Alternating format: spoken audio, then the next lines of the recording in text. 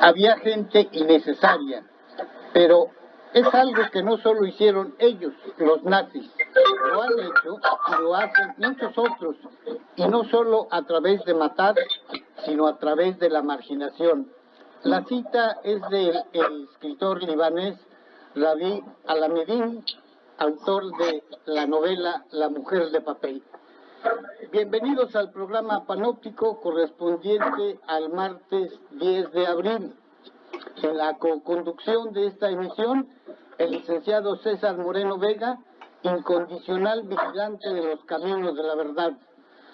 Gracias, Mario, es un placer inmerecido, y sí, ahí estamos siempre en la búsqueda no solo de la verdad, sino de que haya una sociedad más empática, más igualitaria y con mayores oportunidades para todos, en absoluto, todos los que habitamos en esta tierra.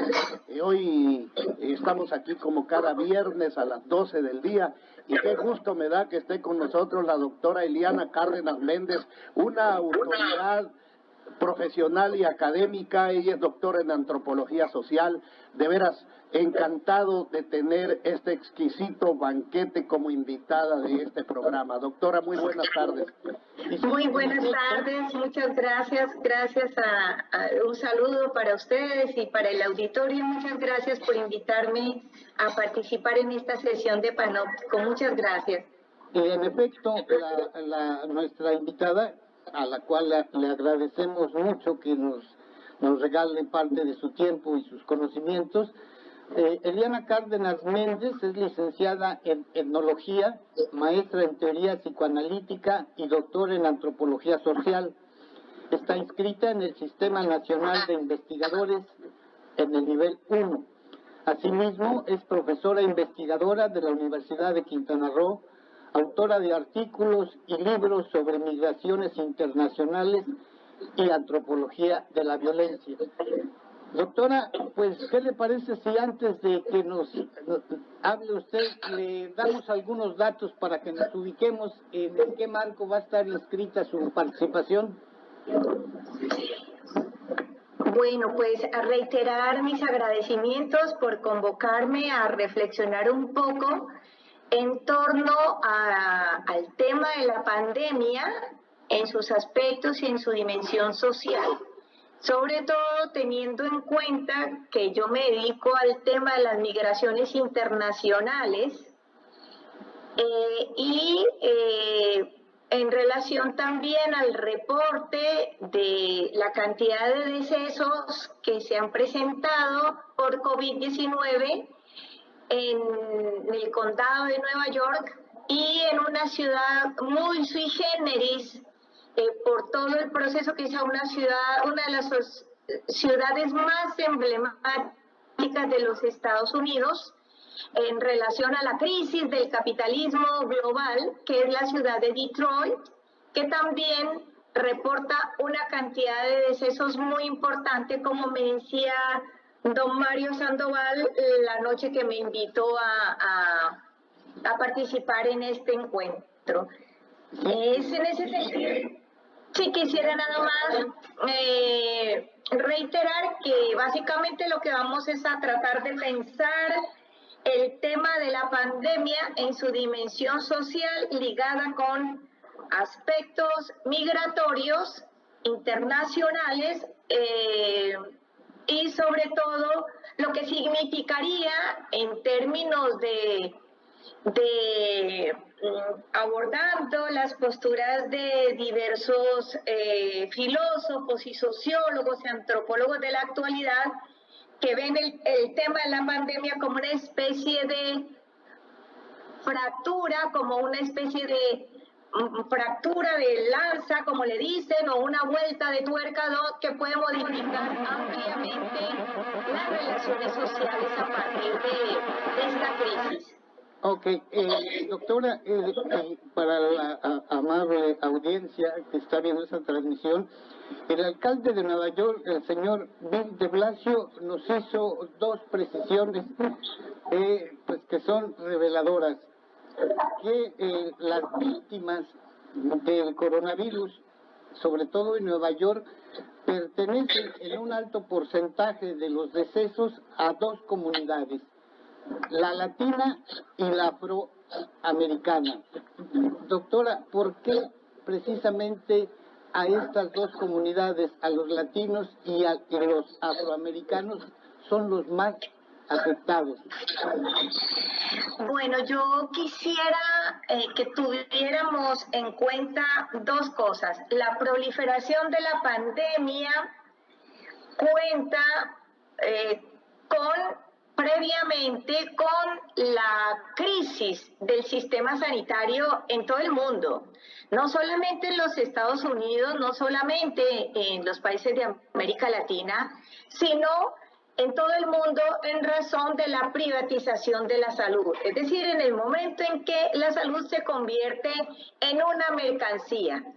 Bien, eso es importantísimo tenerlo en cuenta, que esta emergencia, la proliferación, la expansión del fenómeno en términos sanitarios, reitero, tiene que ver con la crisis del sistema sanitario, del sistema de salud a nivel planetario. Y esto tiene que ver con la implementación de un modelo económico que lo único que ha revelado con esta pandemia es la amplitud de la brecha de las desigualdades. En ese sentido, es muy importante traer a colación el tema de por qué la pandemia ha afectado, en el caso de la ciudad de Detroit, a las comunidades afrodescendientes. Me parece que es importante para los que nos están escuchando que conozcamos cuál ha sido la situación histórica de una ciudad como Detroit. La ciudad de Detroit se conoce como la ciudad del motor. Recordemos que es la ciudad más importante del estado de Michigan y que fue allí donde donde nació y donde creció la industria automotriz relacionada con empresas como la Ford y posteriormente la Chrysler y la Dodge. Bien, en estos momentos la ciudad de Detroit tiene poquito más de 500,000 de habitantes cuando llegó a ser una de las ciudades en términos demográficos más importantes de los Estados Unidos y una de las ciudades más bollantes en términos económicos en razón, repito, de la industria automotriz. Recordemos que para principios del siglo XX, Detroit tenía más o menos una cantidad de población como de unos 450,000 habitantes y después creció de manera desmesurada en muy poco tiempo, estoy hablando de unos 10 años, tenía 1 millón de personas adicionalmente, ¿cierto? ¿Qué pasaba? Lo que atrajo la ciudad de Detroit por la industria automotriz fue una migración muy importante proveniente del sur, una población muy empobrecida, que eran las comunidades negras o las poblaciones negras del sur de los Estados Unidos. En realidad, toda esa industria, el carácter boyante de la industria automotriz se debe a una fuerza de trabajo muy importante que es la población negra en los Estados Unidos y en menor proporción población latina. Bien, me parece también muy importante comprender que paralelo al crecimiento de esta ciudad tan importante en términos económicos, allí permitió el florecimiento de una clase media donde todo el mundo tenía autos, donde allí también fue la cuna de los centros comerciales. Bien, pero fíjense que las desigualdades por cuestiones raciales se mantuvieron intactas. Es decir, la brecha de las desigualdades eran enormes.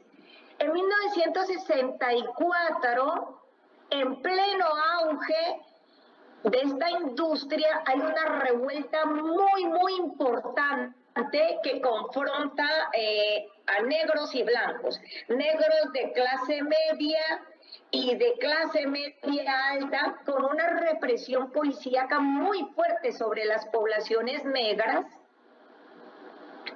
Y hubo más o menos como unas 47 personas que murieron en esta confrontación. ¿Qué sucede en ese momento? Después de que retorna la calma con muy pocos acuerdos que lograran reducir las asimetrías sociales, que lograran reducir el racismo tan espantoso, recordemos, son los años 60, que proliferaron en Estados Unidos muchos movimientos en contra del racismo en los Estados Unidos. ¿Qué es lo que sucede con estos empresarios? Esto es muy importante. Los empresarios abandonan la ciudad y se van a vivir a la ciudad, a los suburbios. Y posteriormente empiezan a redireccionar los capitales, empiezan a desmantelar la industria automotriz. ¿Eso qué significó? Mire, en la década de los años 80 prácticamente Detroit había sido desmantelada porque ya la industria automotriz había redireccionado, repito, sus capitales y se había implementado la figura de la maquila en otros estados de los Estados Unidos, pero también en otros países, incluyendo México y Brasil. Entonces, ¿qué pasa con esta población? Que, imagínense, la ciudad empieza a tener unos endeudamientos enormes porque los industriales ya no pagan impuestos y la gente no tiene empleo. Porque sucede habitualmente con economías que solamente se dirigen a un solo ramo, en este caso la industria automotriz, pero también lo hemos presenciado en economías que dedican solamente al cacahuate, al café, a la caña de azúcar. Cuando colapsa esa economía, entonces, como en un castillo de naipes, se caen se cae pues todo el modelo de sociedad que se había creado alrededor de ese modelo económico. Entonces, imagínense una ciudad en los años, digamos, ya en los años 90 la ciudad está completamente desmantelada porque no solamente tenemos la crisis automotriz, sino que viene otra crisis que se conoce como la crisis inmobiliaria, donde los bancos se lanzaron sobre las poblaciones que estaban completamente endeudadas, porque ustedes saben que la gran mayoría de las poblaciones en Estados Unidos, el gran negocio es el endeudamiento de los usuarios, de los habitantes a través de los bancos. Entonces, ya con esto quiero terminar para explicar por qué el COVID ha atacado de manera tan brutal una ciudad como Detroit, porque en realidad la gente ha perdido sus casas, ha perdido el empleo y todas las poblaciones migraron después de que esa ciudad llegó a tener 4 millones de habitantes.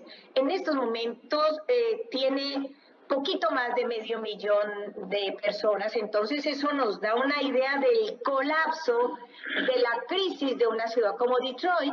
Entonces, el sistema de pensiones cayó, el desempleo, la gente en la calle, pero ya a principios del 2000, muchas organizaciones sociales empezaron casi como el ave fénix a resurgir en medio de las cenizas, pero es decir, con la construcción de cultivos agrícolas, cultivos, hortalizas comunitarias dentro de la misma ciudad, porque hay que tener en cuenta que esa ciudad aparte no solamente es el sistema sanitario, es el tema del transporte público, porque esa ciudad se hizo pensando que todo el mundo iba a tener carro.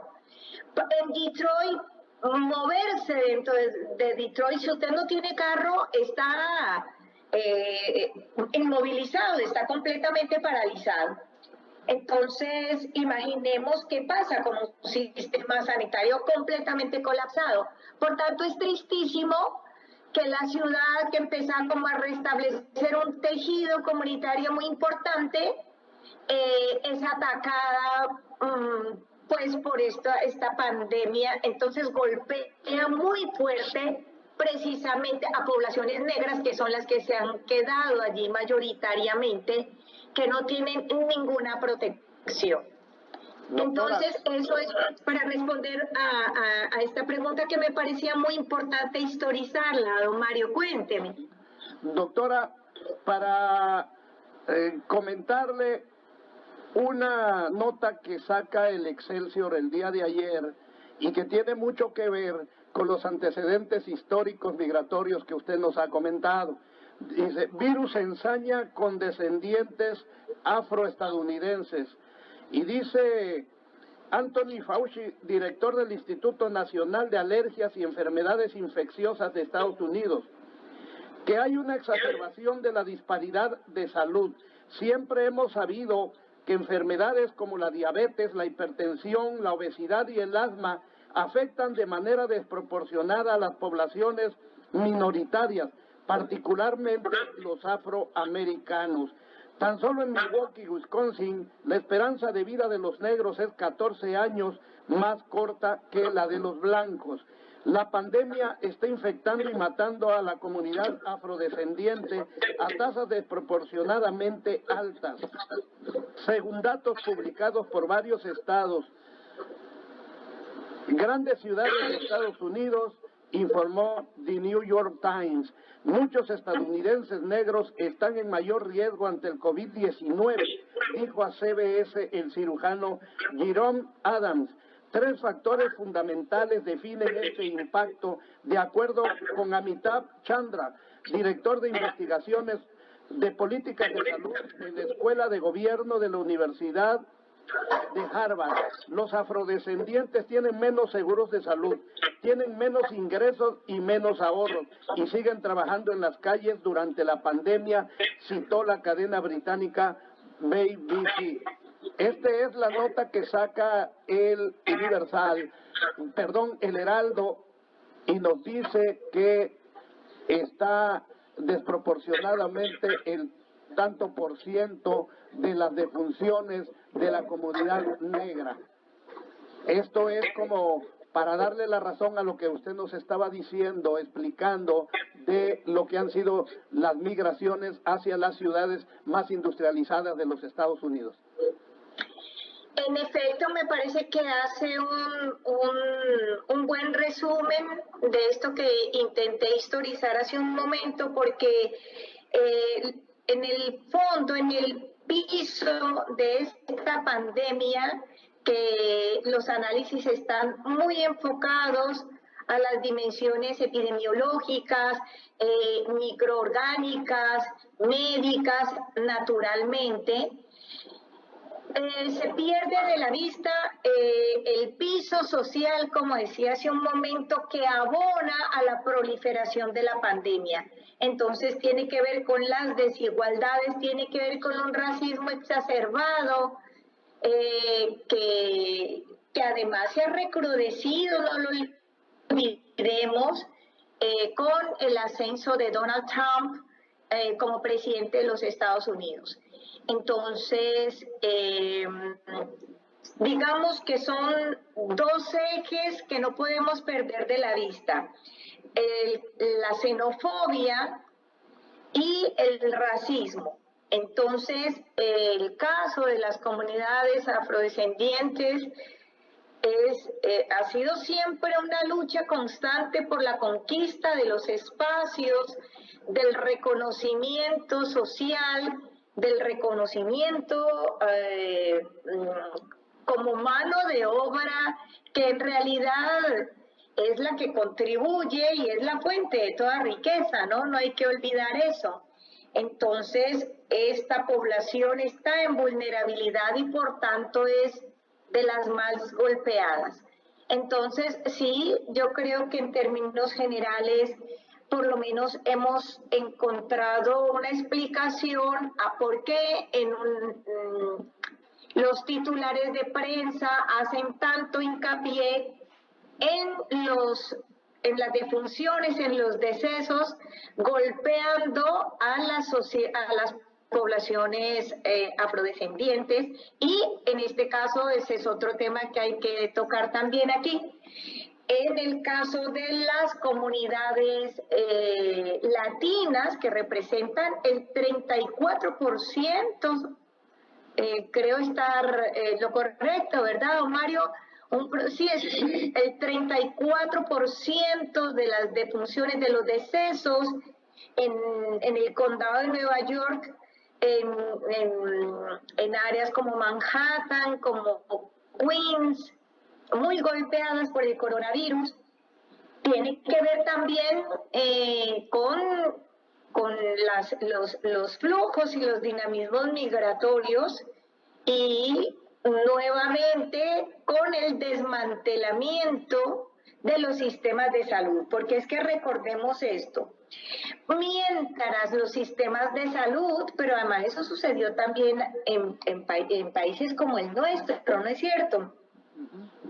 Mientras el Estado tiene, digamos, el control de un rubro tan importante, digamos 3 rubros que son muy importantes para las poblaciones dentro de un territorio, es garantizar el empleo, el derecho a la salud y el derecho a la educación. Son 3 rubros importantísimos que con la implementación del modelo neoliberal se vinieron a pique, y eso significó primero la debilidad institucional, debilidad del Estado, porque todo eso queda en manos privadas, por un lado, y por otro lado el desmantelamiento del Estado propiamente y la vulnerabilidad de los pobladores. Eso aplica lo mismo, digamos, eso hace parte de una implementación de un modelo a nivel global que ha abonado, insisto, a la proliferación de la pandemia.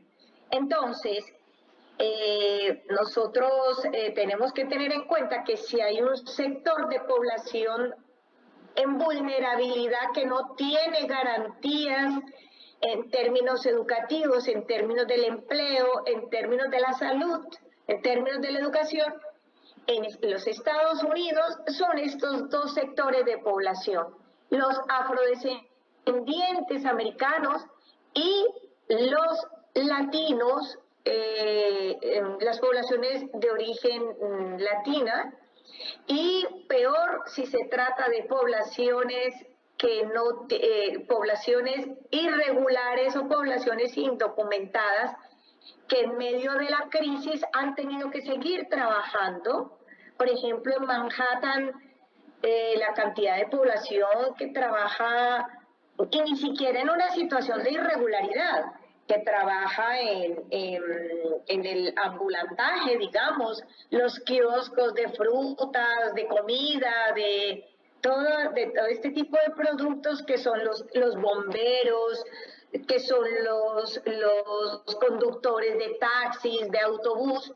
Estas personas han seguido trabajando y muy golpeadas, y sobre todo porque en Estados Unidos, para que a usted lo atiendan en un hospital, usted lo primero que tiene que mostrar es una tarjeta de crédito que la gente no tiene. Ahora, doctora, usted mencionaba que esta pandemia también ha exacerbado la xenofobia. Si nos lo permite, vamos a poner un video para que veamos cómo una persona, además de que, bueno, no es estadounidense, de sangre anglosajona, por el solo hecho de traer un tapabocas, eso ya es motivo para una agresión. Si me permite, doctora, vamos a ver este video y después nos habla de del exacerbamiento de la xenofobia. Claro que sí, gracias.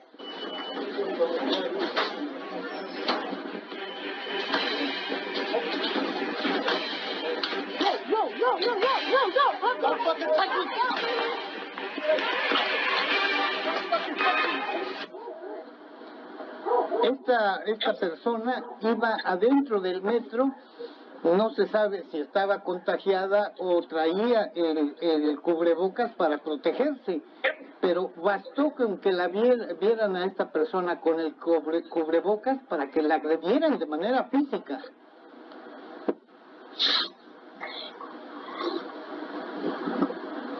Doctora, adelante. Sí.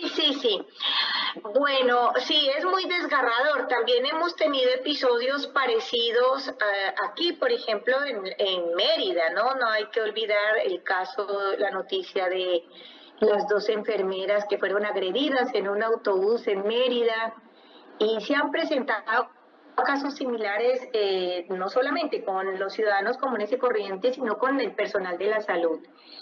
Bien, aquí lo que pasa es que se conjuntan dos miedos creados en términos políticos, la exacerbación de un discurso político francamente criminalizador de la migración, y por otro lado, el miedo propiamente a ser contagiados. Los miedos, o sea, quizá uno de los instrumentos y de los dispositivos de control social más eficaces, más nefastos, por otro lado, es el miedo. Una vez que se ubica determinado sector, que se desplaza hacia un determinado sector, el origen de todos los problemas sociales, políticos y económicos, entonces la gente visibiliza sectores concretos de población, en este caso los migrantes, y como no solamente tenemos, imagínense todo este caldo de cultivo así en plena ebullición, negros, afrodescendientes, migrantes e infectados. Imagínense lo que puede estar sucediendo. El miedo, si bien, como lo han manifestado muchos psicólogos, es un mecanismo de protección, también el miedo puede sacar lo peor de cada una de las personas. La gente es capaz de renunciar a la libertad a cambio de la seguridad, y eso me parece que ha surtido muchísimo efecto en estos gobiernos y modelos políticos neoliberales, ¿cierto? Pero por otro lado, el miedo al contagio, el miedo, en el fondo, lo que está detrás de todo esto es mucho miedo a morir. Entonces, saca lo peor de uno, saca mucha discriminación, saca mucho individualismo, saca mucho enojo, saca lo peor, mucha mezquindad. Entonces me parece que si eso ha proliferado tanto es porque previamente teníamos un discurso político que lo había alentado bastante, me parece, don Mario. Doctora, fíjese que ha sido motivo de muchísimos estudios en psicología social esos fenómenos que están muy arraigados entre una gran parte de la comunidad norteamericana, la xenofobia y el racismo, olvidándose que Estados Unidos se forma principalmente de gente que tuvo la necesidad de inmigrar de sus países, ¿no? Principalmente el Reino Unido para Estados Unidos, y formar lo que conocimos como las 13 colonias, y que la raza auténtica, autónoma e indígena de los Estados Unidos casi fue desaparecida a la nada. Pero no obstante que ellos son producto de un andamiaje y un mosaico de cruce de razas, tienen muy arraigado este fenómeno de la discriminación racial y la xenofobia, comenzando con este señor que hoy es el presidente de los Estados Unidos, el Donald Trump, que representa uno de los entes sociales de esta última época, con un odio exacerbado hacia todo lo que no represente una a la raza anglosajona, como dueños de los Estados Unidos, pero además creerse que ellos son los dueños del mundo. Y hoy, ante esta histeria, esta pandemia, esta paranoia, este terror que representa el COVID-19, pues son caldos de cultivo para que esto se dé con mayor notabilidad ahí en ese pueblo norteamericano. Esperemos y en nosotros los mexicanos sepamos mantenernos cuerdos, tranquilos, comunicados entre todos los amigos para darnos ánimos y ayudarnos, porque doctora, la verdad que creo que hay mucha gente que no va a saber manejar bien sus emociones en un encierro que tarde 2, 3 meses. Sí, ese es otro tema muy importante. No, yo comparto plenamente su mirada, porque el asunto no es solamente, hay que aclarar que en realidad Estados Unidos o la política norteamericana no está dirigida al rechazo a la migración, en realidad es a los migrantes pobres. Ojo, eso hay que tenerlo en cuenta. Y pues la gran mayoría de las poblaciones indocumentadas, irregulares, de los flujos migratorios irregulares que quieren ingresar a los Estados Unidos, vienen remitidos de países previamente colapsados, precisamente por la implementación, obligados a la implementación de modelos económicos impuestos por el Banco Mundial y el Fondo Monetario Internacional, que son pues las dos instituciones de la globalización. Entonces, aquí se anuda no solamente, sí, es una xenofobia, pero eso hay que matizarlo. ¿Qué tipo de migrantes son los que son rechazados? No es la migración en general, sino la migración pobre. Bien, y por otro lado, eso se anuda con un componente atávico, pues, propio de finales del siglo XIX, en términos académicos y en términos políticos, que tiene que ver con la discriminación pasa por el color de la piel, con estas jerarquías que se crearon, que colocaron a los blancos en el pináculo de la evolución social. Pero me parece que usted ha tocado un punto que me parece pues muy importante, porque fíjense, el tema de la pandemia es un reto y es un desafío global.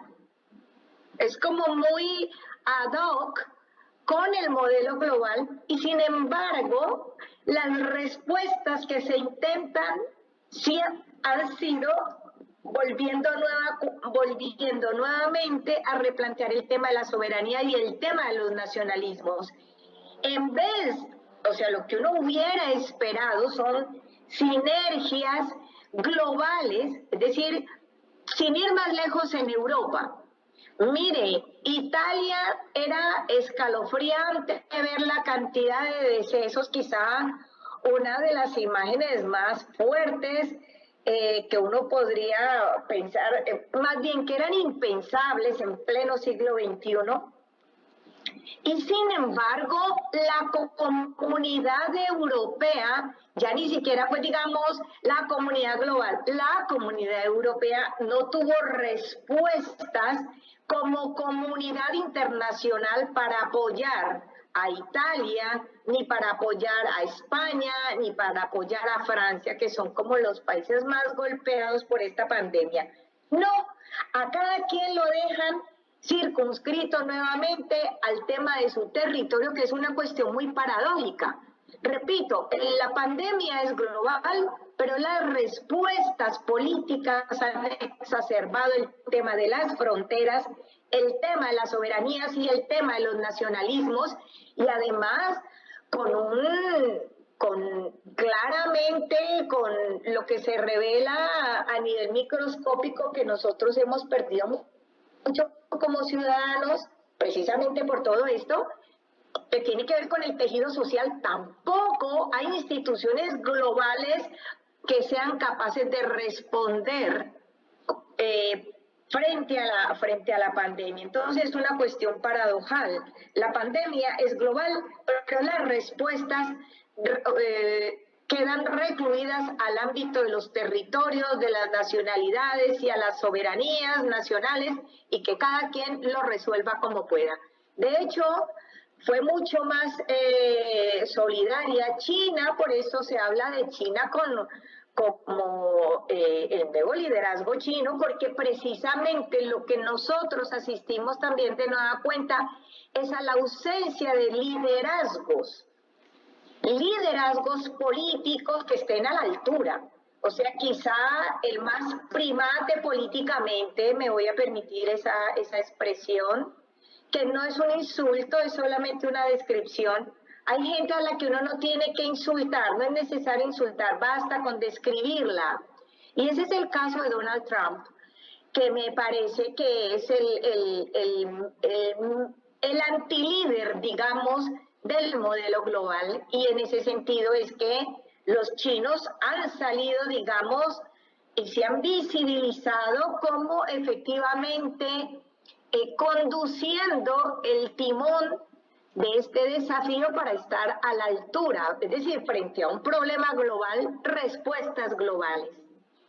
Doctora, por eso que está diciendo, quiere decir que, o nos adelanta que al final de la pandemia, cuando ya estemos saliendo de esta enfermedad mundial, va a haber una recomposición de liderazgos mundiales.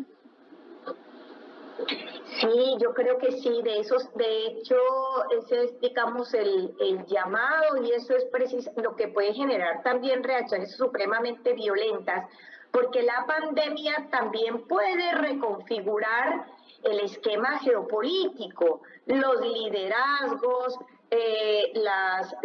los posicionamientos, incluso la implementación de modelos de control social.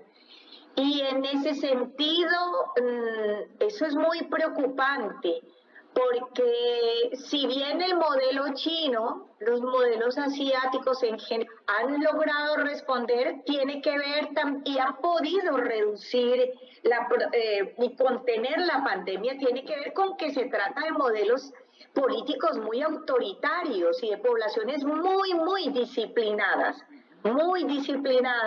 a diferencia de lo que pasa con Occidente en general, donde la gente, lo que tenemos es una pérdida del control del liderazgo de los estados, y como decía al principio de esta charla, abandonado en manos privadas. Y recordemos que, bueno, lo único que le importa a las manos privadas es hacer dinero. Entonces a la gente la han dejado un poco a su suerte, y que cada quien con el liberalismo hay que asociarlo siempre a individualismo. Hablar de liberalismo y de neoliberalismo mucho más, la exacerbación del individualismo. En cambio, los modelos asiáticos son modelos muy autoritarios de control social, que tiene muchas desventajas, pero también tiene ventajas, que tiene que ver con liderazgos políticos donde el Estado se hace cargo y no deja a la gente a su suerte, ¿cierto? Entonces, claro, lo que nosotros tenemos en puerta es que no se sabe qué va a pasar, en términos geopolíticos. ¿Quién finalmente va a llevar la batuta de este concierto, de esta orquesta que en estos momentos suena tan desafinada y que ha generado tanto dolor y tanta muerte, y sobre todo que ha puesto al desnudo toda la miseria que ha traído el capitalismo en su modalidad neoliberal? Doctora, antes de despedirnos, una pregunta. Hay quien todavía pone comentarios en las redes sociales y que se niegan a ver la relación dicotómica que existe entre una pandemia biológica y la relación con la política. ¿Cómo lo ve usted? ¿Qué relación tendrá necesariamente o directamente esta pandemia que produce un virus con el liderazgo mundial en el cual nos hemos visto ya envueltos todos absolutamente en el mundo? Bueno, yo creo que al respecto también se ha especulado muchísimo, ¿no? Y creo que lo que ha hecho la pandemia es quizá ese vínculo es inexorable, el vínculo entre el tema de la pandemia y el tema de lo político.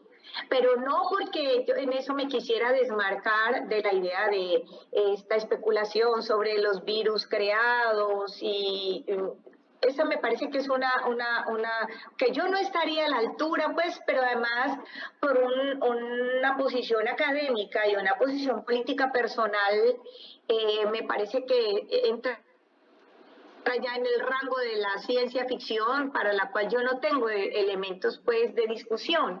Lo que sí me parece es que si hay un vínculo, creo que a lo largo de toda la charla es lo que hemos venido poniendo sobre la mesa de discusión, y es cómo se va a enfrentar, porque no solamente no se sabe qué va a pasar con el ajedrez de la geopolítica mundial, no se sabe qué va a pasar, sino cómo esta pandemia va a modificar incluso el curso de las relaciones interpersonales, cómo se ha modificado las relaciones cotidianas al interior de la cotidianidad, y la posibilidad en términos políticos, que eso me parece que tiene a mucha gente con los pelos de punta, sobre todo a todos los filósofos, tiene con los pelos de punta de si esta pandemia no puede generar nuevos mecanismos de control social. Es decir, tenemos dos escenarios que voy a tratar de resumir brevemente. Mientras el Estado, los estados asiáticos tienen el control de todas sus poblaciones, todos sus datos, hasta la temperatura corporal, dónde viven, por dónde se mueven. Una cosa aterradora, una especie de panóptico. Mire, viene muy ad hoc, una especie de panóptico donde nadie se mueve, apela mucho como a esta figura de la novela de George Orwell, 1984, estos estados totalitaristas, pero la gran diferencia es que el Estado hace saber a la gente que tiene la información de cada una de las personas que están allí y que están siendo observadas. ¿Cuál es el argumento que hay detrás de todo eso? La protección. En cambio, en Occidente, toda esa información está en manos privadas. ¿Quién sabe para hacer qué cosa? Entonces, lo que tenemos en puerta también son nuevos modelos de disciplinamiento, de control social, del control sobre los cuerpos, del control sobre las libertades individuales, que como quiera que sea, habían sido una de las conquistas de la modernidad, ¿no? Doctora, le agradezco muchísimo que haya estado aquí en este programa y con un tema del que usted pues conoce bastante, que ya ha estado en otros momentos en este programa también. Le agradezco muchísimo, infinitamente su participación, y pues si gusta algo que le hubiera gustado que le preguntáramos y que no lo hicimos. Bueno, yo creo que este tema da para tanto, Mario, que me parece que de momento sería como muy saludable que tal vez volviéramos a encontrarnos. Usted sabe que yo encantadísima de participar con ustedes y agradecer pues la tribuna para este foro, en todo caso, para pensar en voz alta. Entonces, no, yo creo que esto que le llaman la posibilidad de entrar a la era digital que de todas maneras no olvidemos cuál es nuestra realidad. Nosotros ahorita, aprovecho para pensar algo que tiene que ver con un tema muy cercano a mí, que tiene que ver con la docencia a través de las plataformas. Entonces mucho se habla de la era digital y lo virtual en realidad como lo seguro, y el otro, el semejante, ya no es una promesa, sino un enemigo, alguien amenazante, alguien que me puede contagiar, porque además es una realidad. ¿Sí? Entonces, ¿cómo volver cuál será la vía para restablecer los vínculos sociales, los vínculos comunitarios? Porque si no hacemos eso, si políticamente no se visualiza en esa dirección, yo creo que estamos en serios problemas.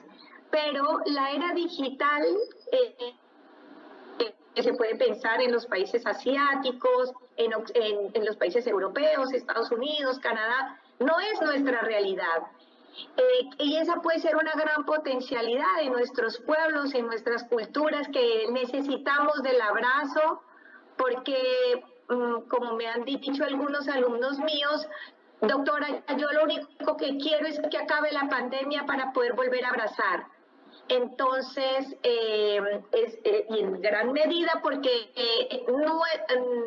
dar clases a través de las plataformas, como si efectivamente todos los estudiantes de primaria, secundaria, de preparatoria y aún de la universidad tuvieran acceso al Internet, tuvieran tecnología y tuvieran un Internet estable.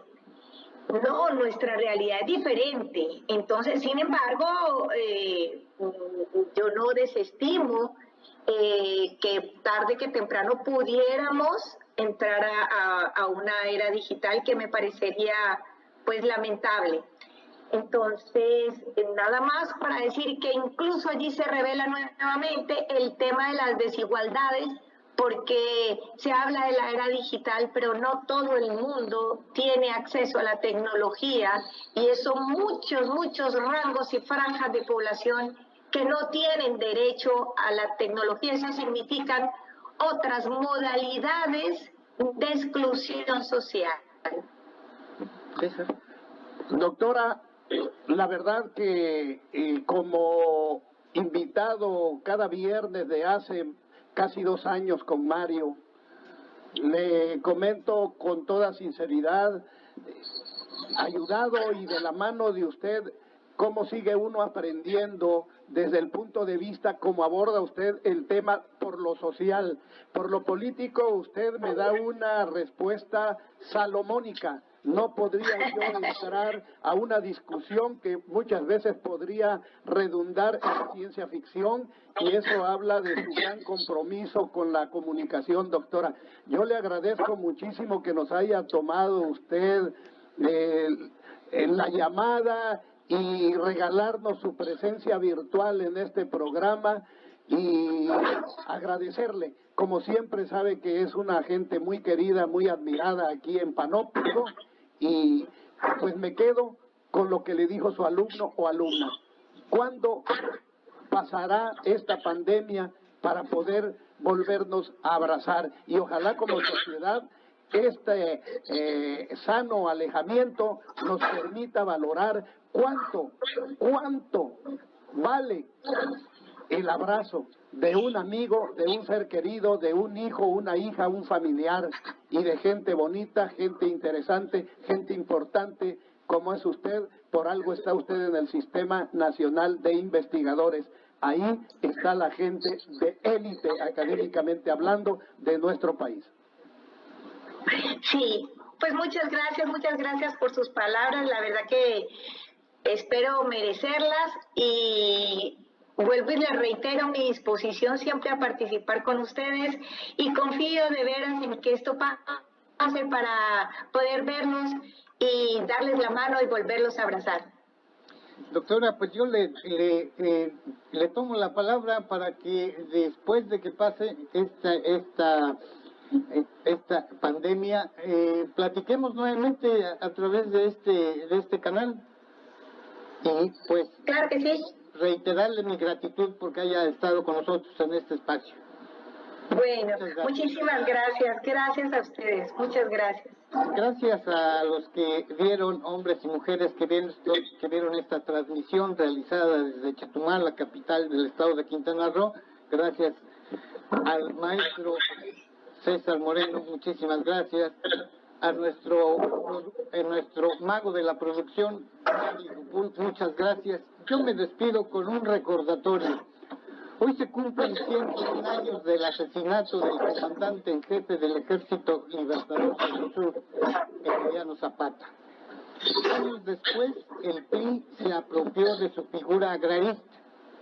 Hoy la figura del guerrillero morelense es un monumento decorativo en edificios y plazas públicas. Muchas gracias, nos vemos el lunes en este espacio panóptico y cuídense mucho. Hasta la próxima. Un abrazo. Muchas gracias.